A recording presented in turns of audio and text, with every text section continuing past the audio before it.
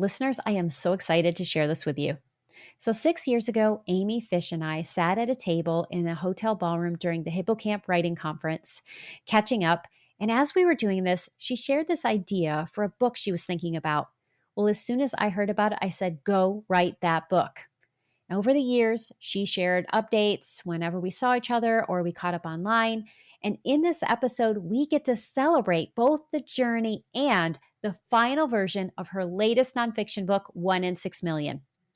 Join us as Amy shares how she maintained her motivation through a 6-year writing process, how she kept track of her extensive research, and how she found the right tone and the right voice for this book. She's also going to share what she's currently trusting in, and you will not want to miss that answer. So let's go ahead and dive in.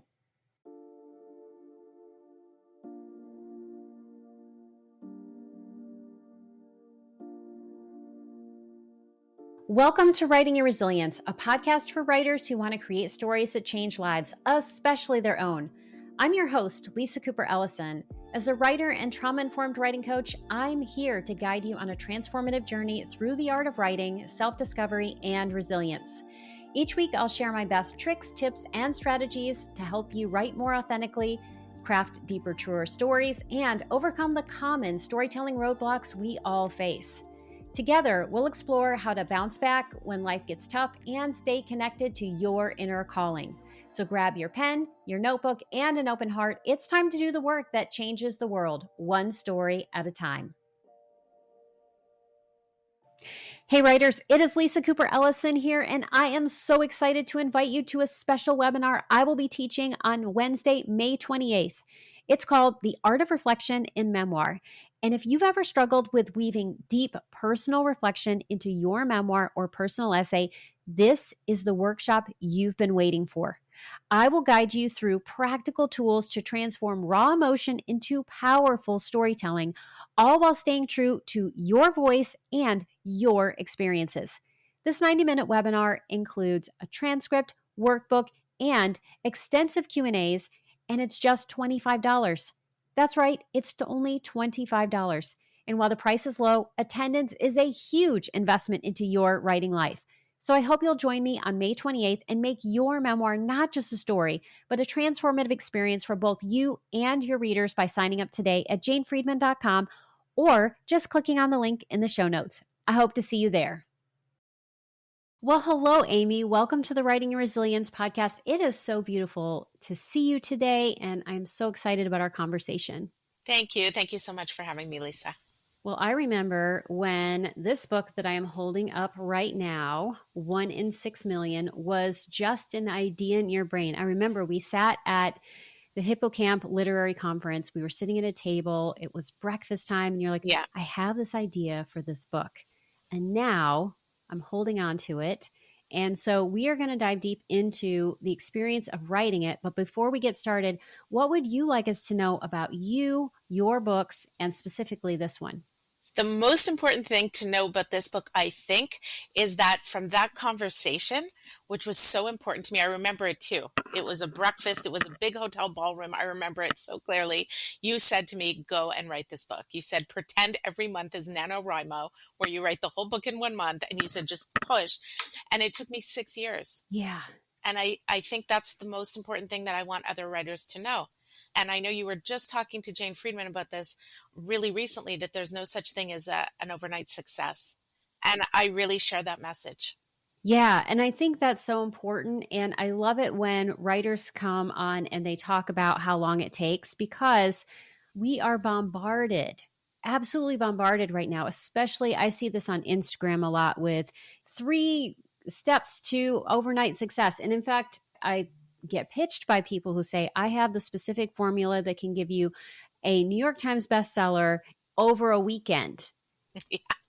And we both know that that is not how it works. No, that is laugh out loud funny to me. Right. That is laugh out loud funny. Like writing this book, I had roadblocks, I had difficulties, challenges. I went back and did a whole MFA just to learn how to write this.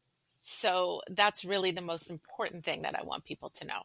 Well, this is a narrative nonfiction book. So you are really a narrative nonfiction writer. I mean, that's how I have experienced you more than as a memoirist. You like to write about other people's stories. Your first book, I Wanted Fries with That, is hilarious. And that's really a book about speaking up for yourself. And Yeah. it's funny, it's witty, it's got this, I don't know, punchy voice. This is different. So, what did you learn in writing and publishing your first book that helped you really think about not just how do I put this together, but how do I create a voice that will carry this story forward that feels appropriate to the tone? I relied on my editor to help me with the tone for 1 in 6 million because I, before this, was really a one trick pony. I knew how to do things in my voice. I write a Substack every Monday. It's my voice. I used to have a blog during the blogging years. So I had 8 years of blogging in my voice and the Fries book. And then I have, before Fries, I did The Art of Complaining Effectively, a little book. And those are all super voicey. And what I needed to learn was how to tone that down so that I could tell a story like this without losing myself, right? That was really the project. And my editor helped. She helped take out some of the jokes that were just too much, too cute, you know.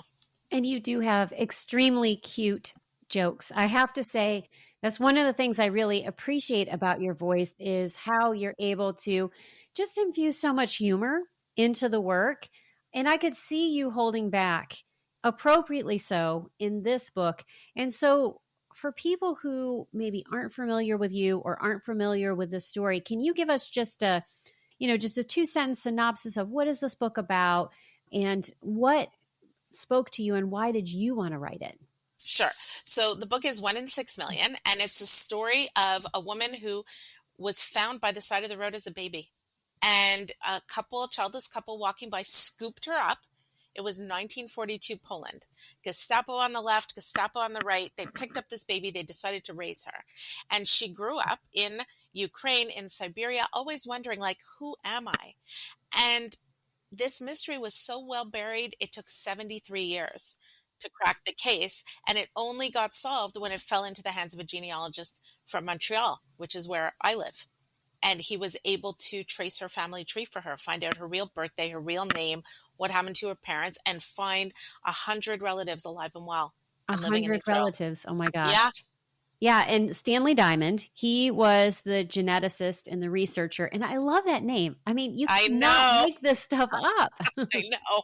I know. Stanley Diamond was a ceiling salesman, which I also find hilarious. Like, Yeah. who knew you could sell ceilings, right? Everyone Right. else thought, like, you build a house and there's a ceiling. But he just got involved in these highly decorative ceilings. And here's this Jewish guy from Côte Saint Luc, very Jewish suburb of Montreal. And he ends up with ceilings in Qatar, in Oman, in Mercedes dealerships, in the Sultan of Brunei, like sheiks' palaces. And he's traveling the world. When he sold his business, he thought, now what? And he got pulled into genealogy and family tree research, and he worked and worked at helping people reunite. It's crazy.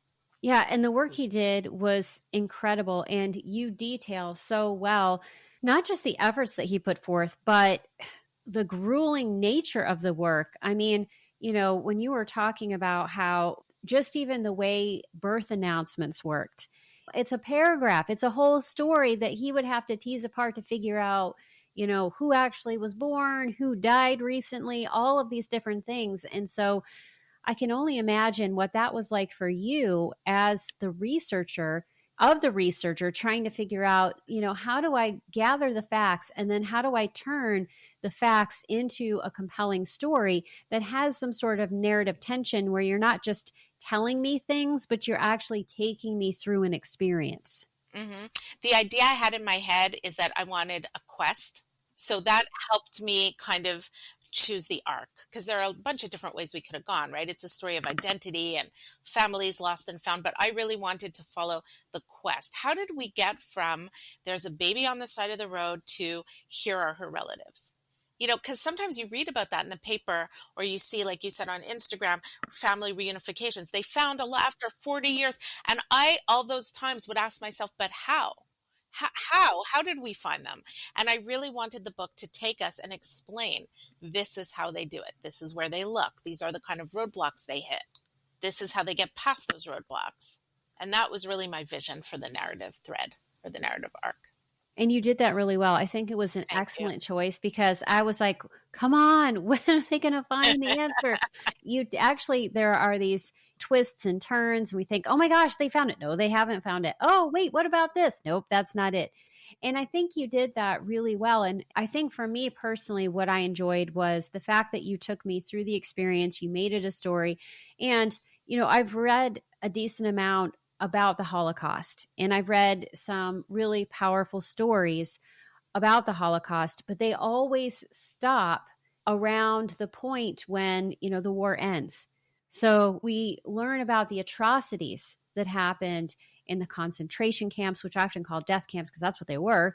We learn about these different things, but then the challenge of living in the diaspora afterwards, finding your family, I think that's a story, at least for me, that I have not read as much about. I've read more about this one part, and you do such a great job of helping us understand the sheer magnitude of people who had no idea if, their relatives were alive, if they were dead, what had happened, just the mystery of that and how they had to live with that mystery, often silently.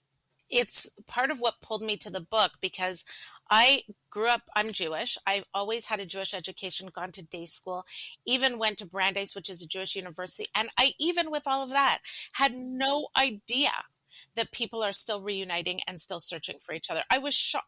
Lisa, I was shocked to uncover that this was going on kind of right under my nose. And what I learned is there's a project active now in North America called the DNA Project, where they're giving DNA tests free of charge to any still remaining Holocaust survivors. There are still some alive, to help them still find families now. Wow. In 2025. Yeah. Yeah. And I'm trying to do the math in my head, almost 80 years. Yeah. Yeah. Yeah, almost 80 years later, people are still looking for relatives.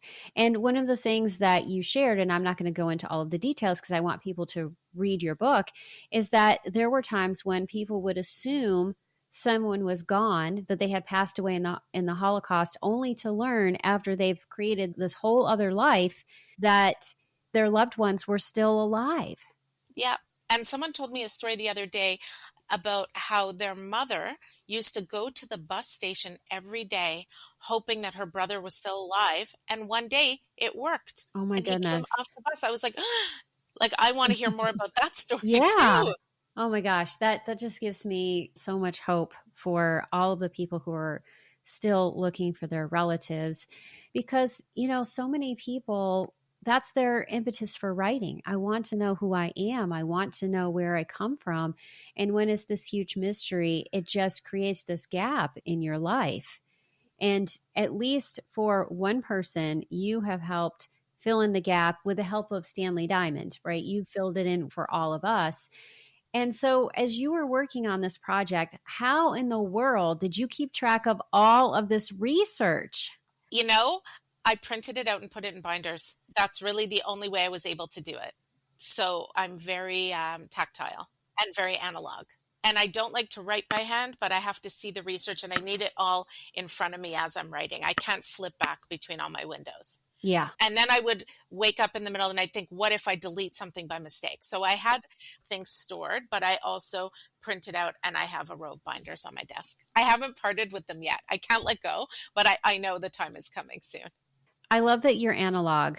And I think so many of us actually are. I mean, our brains aren't meant to look at all of these windows on a computer. And so having something tangible that you can hold on to and refer to, I think is so helpful. And as you think about that process, what did having all of this on paper do for you that seeing things on the computer can't? It made it easier for me to go back and double check, which was a big, big part of this project. There was the research and there was the fact checking, and it was just a major commitment. So this made it a lot easier for me to go back. It also made it easier for me to select. Like a big part was selecting. I met with Stanley over 100 times. I have hundreds of hours of interviews with Stanley. And so how am I going to decide which stories and how am I going to identify discrepancies where he's telling me this today and he's telling me that? And there were a huge amount of those, a lot of those. And having it on paper really helped me. It really helped me go through. So in that case, I didn't transcribe all the interviews because I was not very experienced at the beginning and I didn't do a great job, but I took pages of notes. So those were handwritten notes during my interviews with him.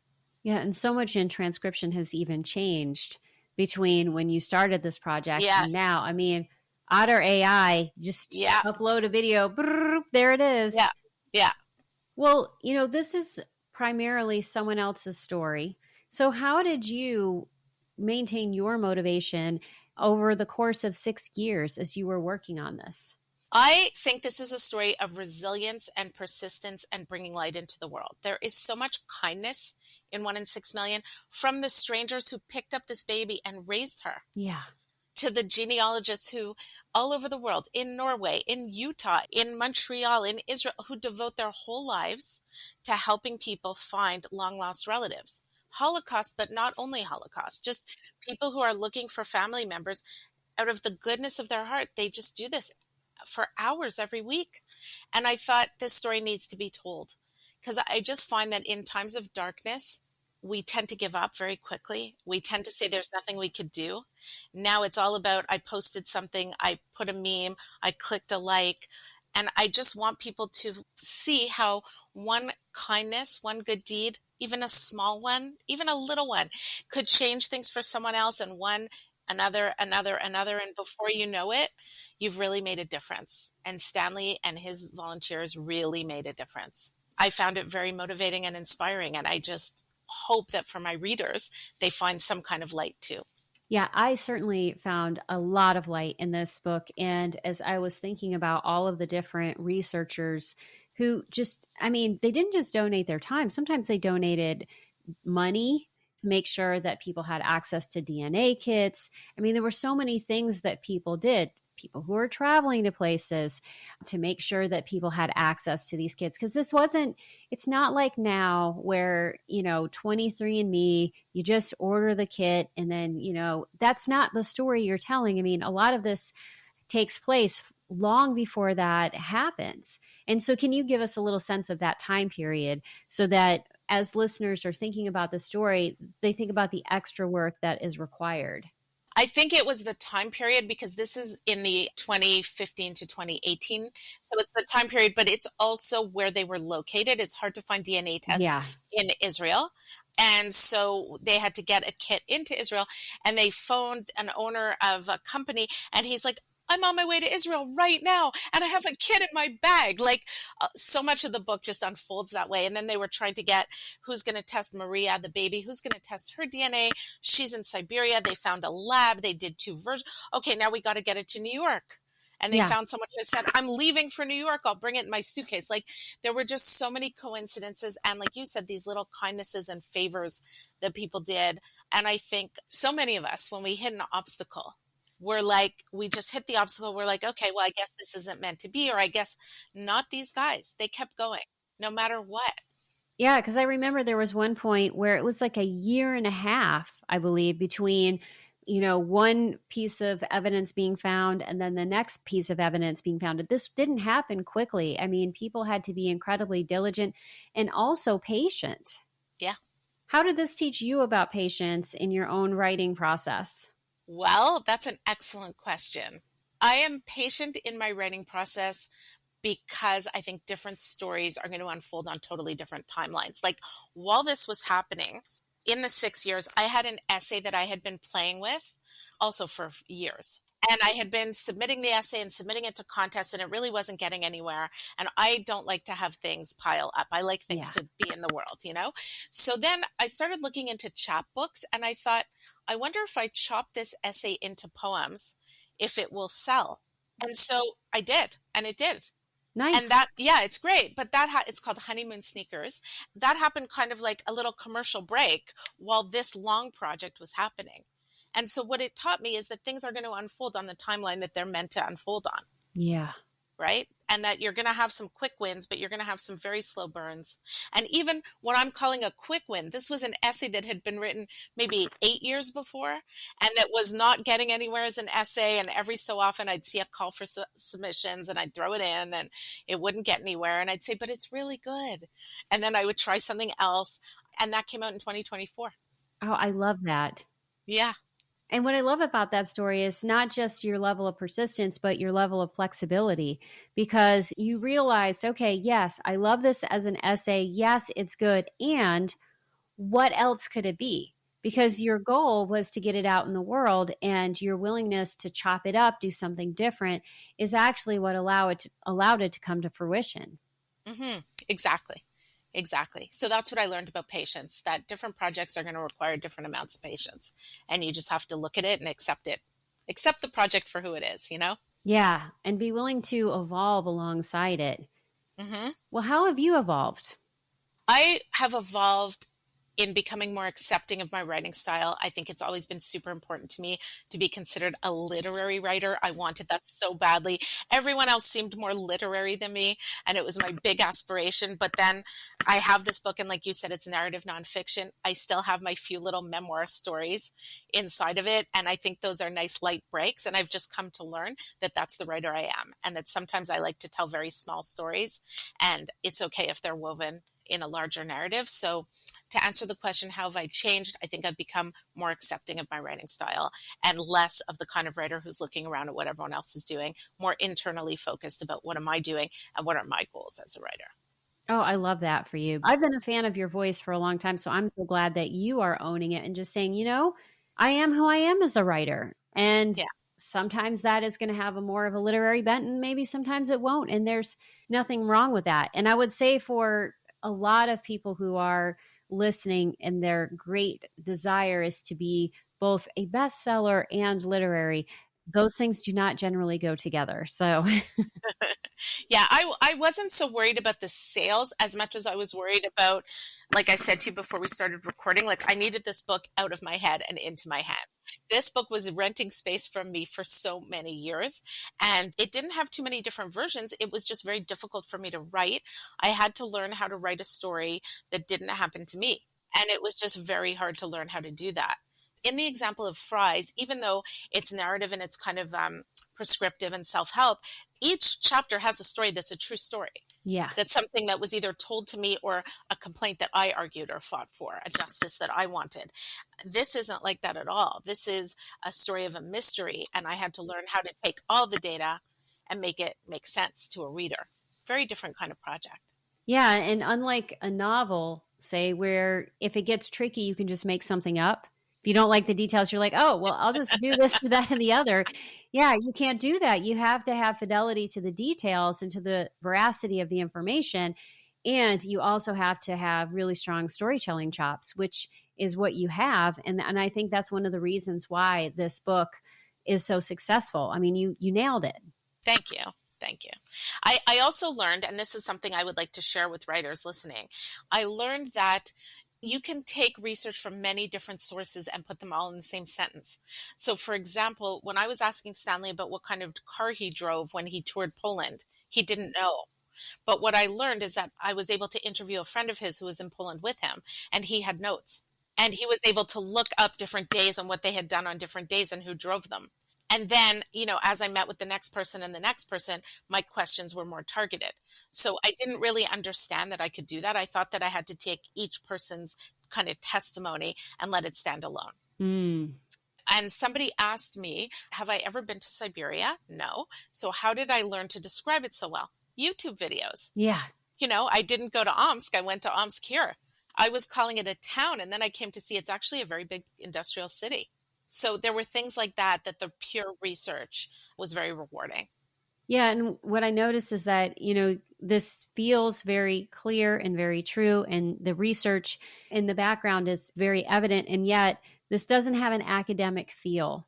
And I think it's because you made those decisions of just saying, like, I can take all of the research and put it together in one sentence that has a narrative bent so that I'm telling a story and the details come from all of these different places. Good. I'm glad. I'm glad that worked. Yeah, no, it worked great. Well, what surprised you about this story? I mean, I know one thing that surprised you at one point because you told me about it, but we're not going to tell everyone else about it because they have to read the book. But what surprised you? I was very surprised to learn that Stanley had a son that he was never able to find. I was shocked because here I am interviewing this guy. When I met him, he was 86, and I'm meeting him in a library. if you could picture it. And he had kind of a zippered windbreaker and white hair and a cane. I was not expecting him to tell me that when he was in his 20s, he slept with an older woman who later wrote him a letter saying, "You have a son." Stanley has 3 daughters. He was never able to locate this son. Even with all the research that he did and all the message boards and everywhere that he posted his DNA, no one ever contacted him and said, "Hi, I'm your son. I'm your long lost son." And I wondered if that was part of his motivation, if that's what drew him into family tree research. And he said no. And I said, "Can I write about this in the book?" And he said, "Yes." And he gave me the correspondence from this woman and from her lawyer and the proof of that. Like he handed me all of that. And I was surprised that it happened, surprised that he was so open, surprised that he was never able to find the grown man, I guess, at this point. But I try not to judge books by their covers, but sometimes it happens to all of us. And that was really surprising for me. I was surprised by that detail as well because you include a photo of him. And, I don't know. I think I had just a preconceived notion of what a genealogist looks like or does. And then you had this, and yeah, it created the sense of tremendous longing for me in the book because I was curious as to whether or not that mystery would be solved. But unfortunately, it wasn't. No, no. Well, I want to talk for a second about your cover because I love your cover so much. And this blue is just very specific. What input did you have into this cover and what significance is there for you in this? I had no input into the cover other than the original one had a different font that I thought was more academic, a little too academic. I have mixed feelings about the cover. On the side that I like, I think it conveys a huge amount of information. You have family tree, you have a picture of the baby, you have a DNA spiral or helix in the background. So I think that's great. What I was concerned about is I think the book looks very serious on the outside. And I was worried that people would buy it and be disappointed because it's a little bit quirky in the sense that, like you said, it takes place after the Holocaust is over. Right. And technically, Maria is not one of the 6 million, and it's not a bleak book. So that was my fear, but my fear was not well founded. I was wrong. My favorite part of the design is that they put a little photograph of the baby here on the spine. Yeah. And I find that really nice attention to detail and very inviting. Yeah, I love that as well. And I think for me, what made this feel like I'm going to be reading a story is 1 in 6 million. Yes, it feels very heavy.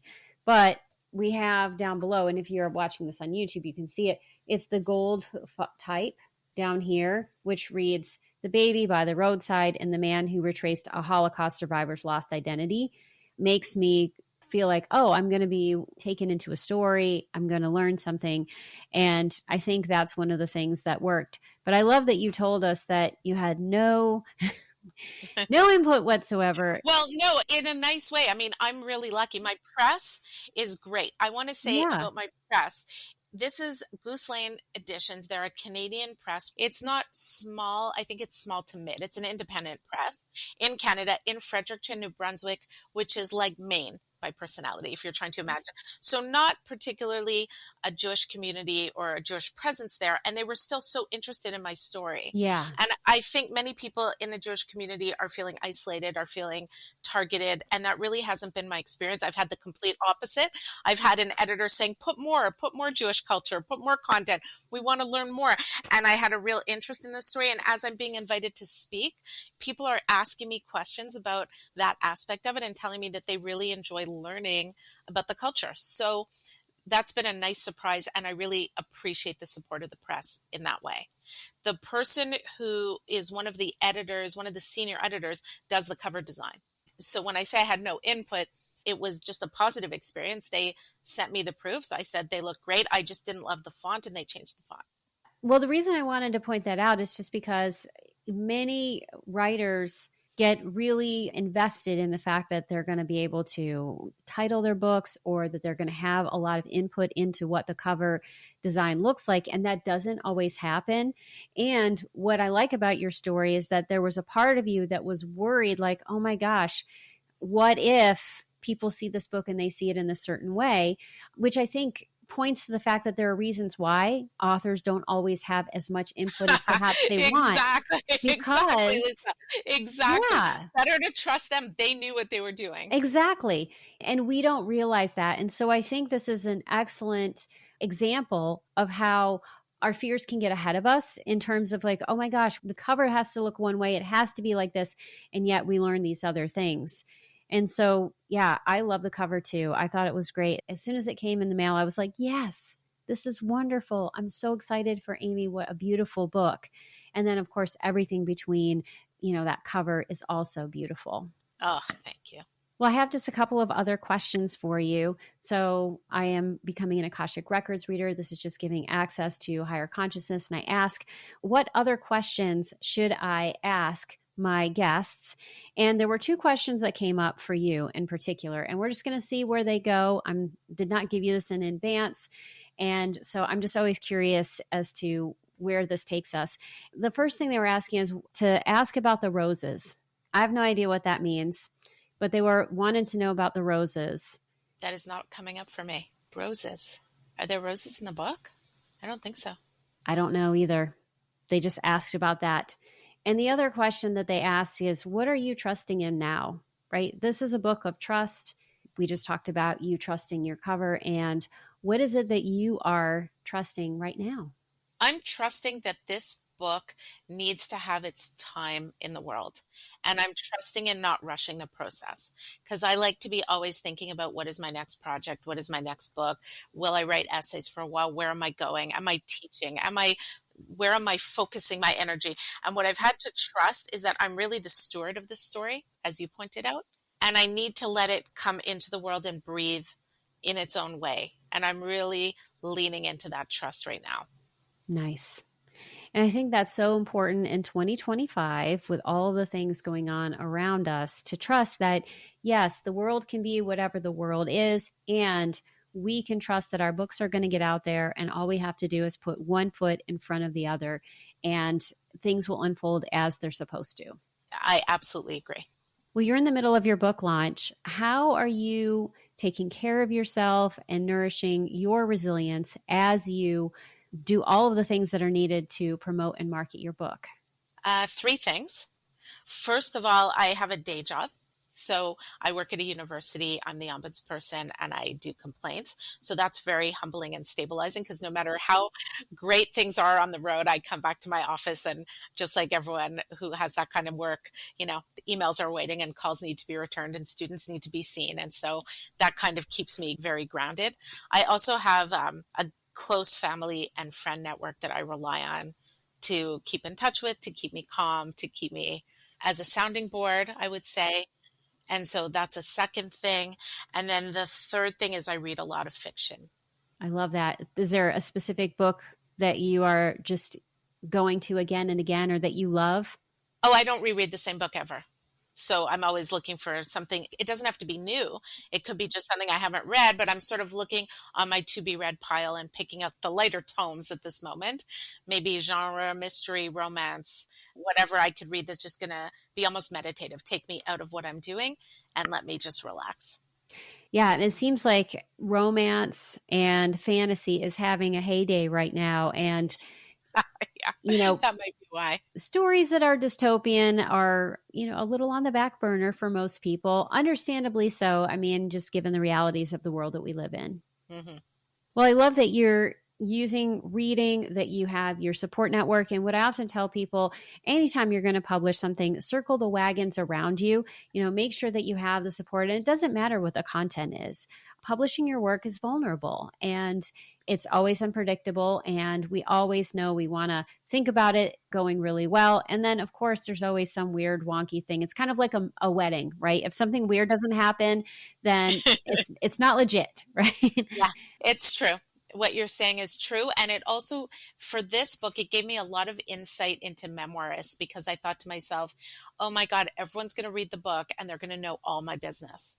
And then I realized there's almost none of my business in the book. But I thought, what if I would have written like so many of my writing friends do? Right. About themselves and their story. And then it's going to go into the world. And I really thought to myself, remember this feeling so that when someone reaches out to me and says, I'm feeling vulnerable, I want to bottle it so I could remember what that's like. Yeah, I think that's so important. Is there any bit of wisdom that has come from that? Or if you were to say anything based on your experience to someone who is feeling vulnerable, what would that be right now? Remember why you wanted to tell this story. For me, 1 in 6 million is about bringing light into the world. And so whenever I have doubts or I question myself, I come back to my saying, bring light into the world. That's why I wrote it. That's why I believe in the story. That's what keeps me going. It keeps me motivated. I love that. And that is a perfect note to end on. So, if people want to buy a copy of 1 in 6 million, they want to learn more about you, maybe they want to attend one of your events, what are the best ways for people to connect with you? I have a website, Amy Fish Writes, and Instagram. Those are the easiest. And those will be in the show notes. So, if you didn't catch that, you can always go back and you will be able to find them. Well, thank you so much, Amy, for being on the show today. It has been an absolute delight to see you. I hope to see you again in person sometime Oh, I soon. hope so too. Thank you, Lisa. Well, thank you so much. It's been wonderful. Thank you. Thank you so much for having me. Thank you so much for listening. If you'd like to learn more about Amy and most importantly, buy a copy of 1 in 6 million, please see the show notes for this episode. But before you go, I would love it if you would text the show if you're on Apple Podcasts or Spotify, or leave a comment on YouTube with the answer to the following question.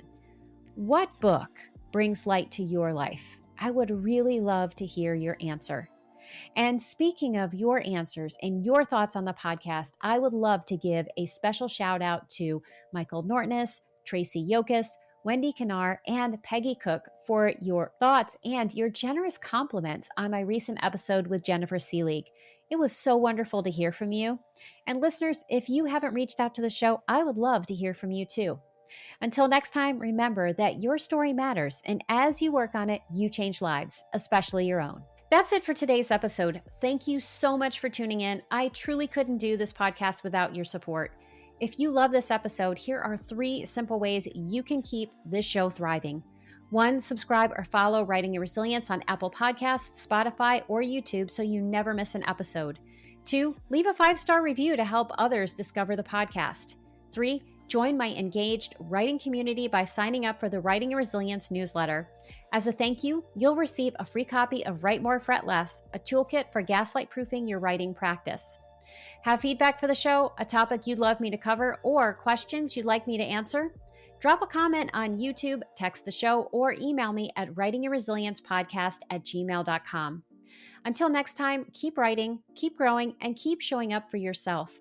Your story matters, and I am so proud to be writing alongside you.